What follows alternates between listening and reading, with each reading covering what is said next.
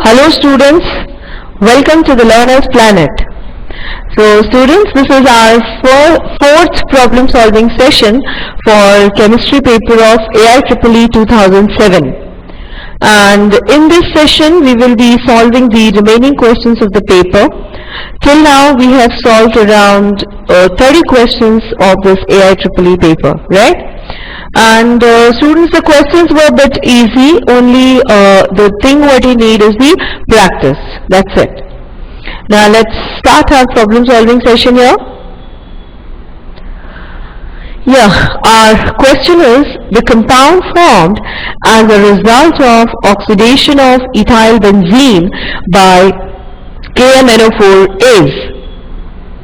So you must be knowing that, say, whatever is the side chain of the benzene ring, whether it's methyl or it's ethyl or any carbon chain, it can be propyl, it can be butyl, any carbon chain, the product which is formed is a benzoic acid. That's it, right? So the side chain, irrespective of the length on oxidation by potassium permanganate or chromic acid, forms what? Forms benzoic acid. Right? So what will be our answer? Benzoic acid. Okay, so there is one reaction called as Itard reaction, where what is formed? The respective aldehyde is formed, but the carbon chain remains intact. The last carbon atom gets oxidized. But in case of the oxidation by KMNO4 or by chromic acid, the product formed is what? Is benzoic acid. Right? Now let's take up the next question here, students. Yeah, it is. The IUPAC name or IUPAC name of the given compound is. So, what is this compound? Say we have got, if I'll write the carbon atoms over there, so it is CH3 followed by CH2, again followed by CH2. Right, so this is 1, 2, 3 and 4th. At the 4th carbon there is CH3 and CH3, and at this carbon there is CH2, CH3, then we have again got CH2 and CH3. So we have to take the longest chain. And secondly, the sum of the locants should be least. The substituent should get the least number. So we should start counting from this side. Now I can take this chain also. 1, 2, 3, 4, 5, 6, 7. Or 1, 2, 3, 4, 5, 6, 7. It's one and the same thing. So what I can do is 1, 2, 3, 4, 5, 6 and 7. So what will be your answer? See here, it is 3-ethyl. 3-ethyl 4,4-dimethyl heptane. This is your answer. So students, remember that the substituents, the carbon atom to which the substituents are bonded should get the least number. Secondly, the sum of the locants should be the least, right? And you have to select the longest chain, right? Including the substituents. So this was very, very simple nomenclature. Let's take the next one. See here, it is. Which of the following species exhibits, it should not be exhibited, exhibits the diamagnetic behavior. Diamagnetic means none of the electron is unpaired or all the electrons are paired, you can say. Fine. Now if I'm taking O2 2 minus. How many electrons are there? There are 18 electrons. Just write the molecular orbitals. So it would be sigma 1s2, sigma anti-bonding 1s2, sigma 2s2, sigma anti-bonding 2s2, right? After this there will be sigma 2pz2, right? Then comes your pi 2px2 is equal to pi 2py2. Then is your what? Pi anti-bonding 2px is equal to pi anti-bonding 2py, then sigma 2pz, right? So it is 2 to 4 to 6 to 8 to 10 to 12 to 14, 14 to 16 to 18. So all the electrons are paired, and so this will show a diamagnetic behavior.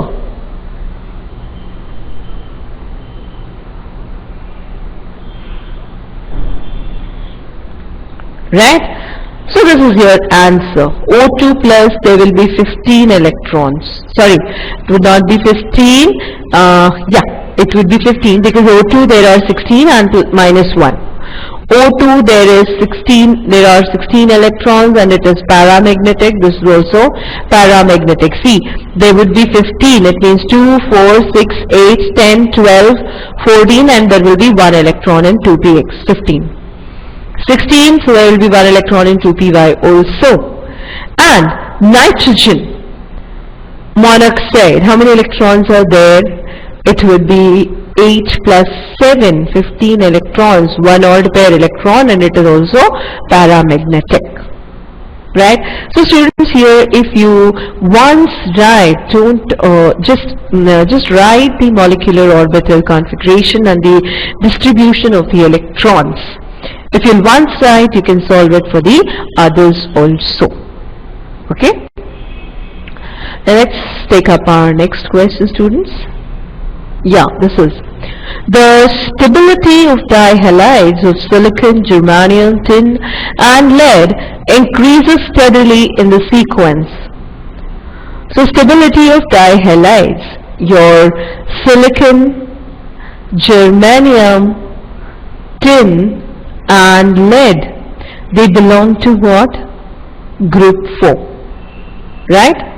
So their maximum valency shown as what? Plus 4. Now as we move down the group, what happens? The stability of higher oxidation states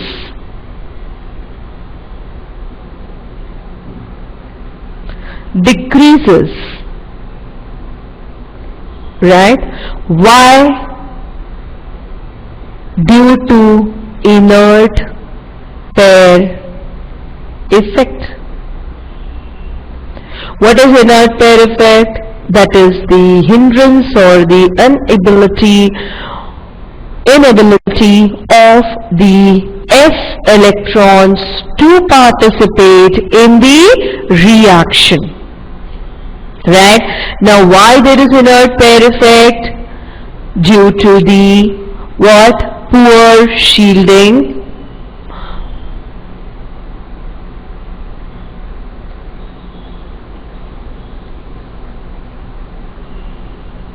effect. Right? This is a revision of concepts also, students. So every time if I am revising the concepts also, it would be easy, because if I'll tell you the answer, it's of no use to you because it is found, if you can find it everywhere. But I just want to discuss the concepts also, so that it's a sort of revision for you. Now what is poor shielding effect or screening effect? What happens that as you move down the groups, the number of shells increase, right? When the number of shells increase, there are more of d and f orbitals. And what are they? They are large-sized orbitals, right? So what your nucleus does, as they are, see, in these shells there are electrons, right?